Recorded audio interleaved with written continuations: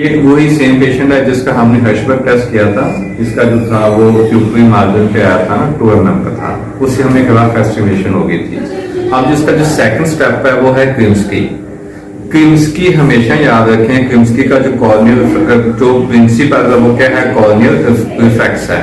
जो हमें temporal प्यूपरी margin पे इसका कॉर्नियल रिफ्लेक्स मिला है with the help of prisms, हमने उसको क्या करना है, स्ट्रेट करना है। जब दोनों आंखों में कॉर्निया का जो रिफ्लेक्ट हो जाएगा वो सेंट्रल हो जाएगा, तो वो हमारा क्या होता है, न्यूट्रल पॉइंट होता है। तो जो क्रिम्सकी होता है उसके लिए हमें एक तो टॉर्च लाइट की जरूरत होती है और दूसरा हमें प्रिज्म्स की जरूरत होती है। वो prisms in the form of loose prisms भी हो सकते हैं, ये प्रिज्म बॉक्स है और ये लूज प्रिज्म्स है। इसमें जो प्रिज्म की स्ट्रेंथ होती है वो 1 प्रिज्म से लेके 50 प्रिज्म डायोप्टर तक होती है। इसके अलावा इसमें एक वो होता है, ये रेड फिल्टर होता है। ये रेड फिल्टर क्यों होता है बता प्रिज्म बॉक्स में, एनीबॉडी?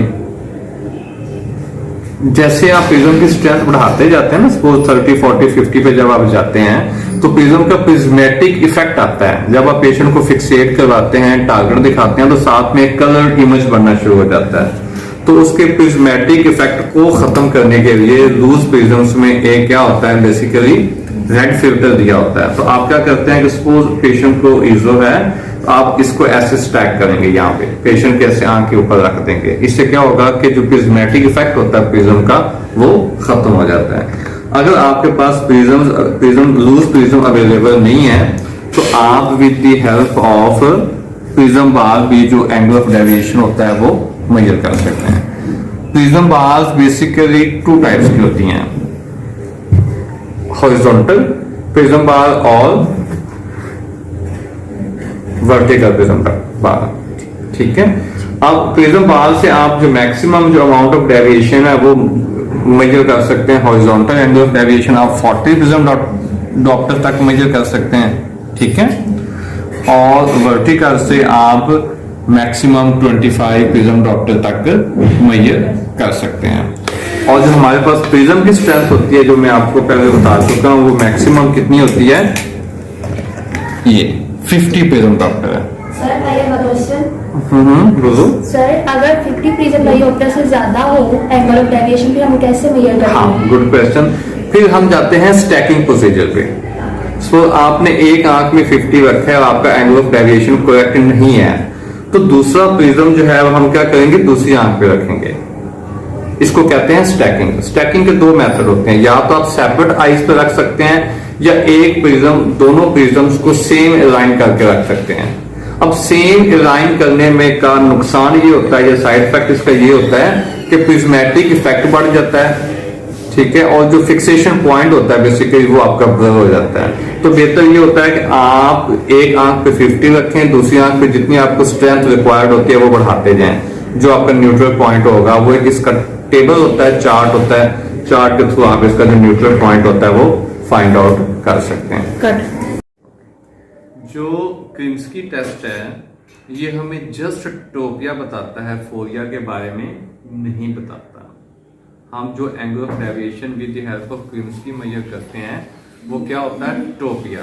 टोपिया का मतलब होता है मैनिफेस्ट एंगल ऑफ डेविएशन, जो हमें मोस्ट ऑब्वियस नेकेड आई से नजर आ रहा होता है। फोरिया वो होता है जो हिडन होता है, लेटेंट होता है, जिसको मैनिफेस्ट करने के लिए या मेजर करने के लिए हमें पेशेंट को फटीग करना पड़ता है, या उसकी जो फ्यूजन होती है उसको क्या करना पड़ता है, ब्रेक करना पड़ता है। तो क्रिम्सकी से जो हमने एंगल ऑफ डेविएशन मेजर किया ये प्योर ट्रोपिया है, ये फोरिया नहीं।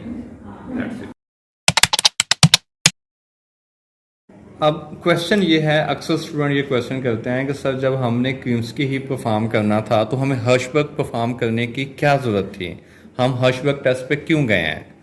तो उसका आंसर यह है कि जो हर्शबर्ग टेस्ट होता है ना वो हमें सपोर्ट ये करता है, ईज ये करता है कि हमने डायरेक्ट प्रिज्म कौन सा उठाना है। अगर सपोज हम हर्शबर्ग टेस्ट नहीं करेंगे तो हम क्या करेंगे, फिर 1 से स्टार्ट करेंगे, 1 2 3 4 5 एंड सो ऑन। तो हर्शबर्ग का फायदा ये होता है कि आपको एक रफ एस्टिमेशन हो गई है और रफ एस्टिमेशन से आपको पता चल गया कि आपने प्रिज्म कौन सा उठाना है। अब इसका जो कॉर्नियल इफेक्ट है वो 2 mm पे है, दैट मीन्स कि ये कोई 25 to 35 प्रिज्म डॉक्टर के करीब है। तो जो डायरेक्ट मैंने प्रिज्म उठाया वो है 25 प्रिज्म डायोप्टर। अब इसकी प्लेसमेंट ये देख, मैं आपको बता दूं, इसको जो ये साइड है इसको हम क्या कहते हैं, एपेक्स, और ये क्या होती है, बेस। तो आप लोगों ने ये फार्मूला याद रखना है। फार्मूला ये होता है कि एपेक्स टूवर्ड डेविएशन, जिस साइड का एंगल ऑफ डेविएशन होगा, स्क्विंट होगा, उस साइड पे एपेक्स आएगी और जो बेस है वो ऑपोजिट साइड पे आएगी। अभी हम इसको कॉर्नियल इफेक्ट्स को सेंटर करने की कोशिश करते हैं। यहाँ हल्का सा अभी भी जो है ना कॉर्नियल इफेक्ट सेंट्रल नहीं है। ये 25 था, अब हम 30 पे जाते हैं।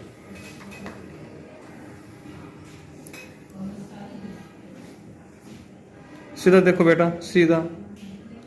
Here you can see कि दोनों का जो कॉर्नियल रिफ्लेक्स है वो बिल्कुल सेंट्रल है। तो इसको हम क्या कह सकते हैं कि पेशेंट इज ऑल्सो, सीधा देखो, आइज को मूव नहीं करो, टॉर्च लाइट में देखो। वीडियो में आप देख सकते हैं कि दोनों जो आइज का जो कॉर्निया का रिफ्लेक्स है वो क्या है, सेंट्रल है।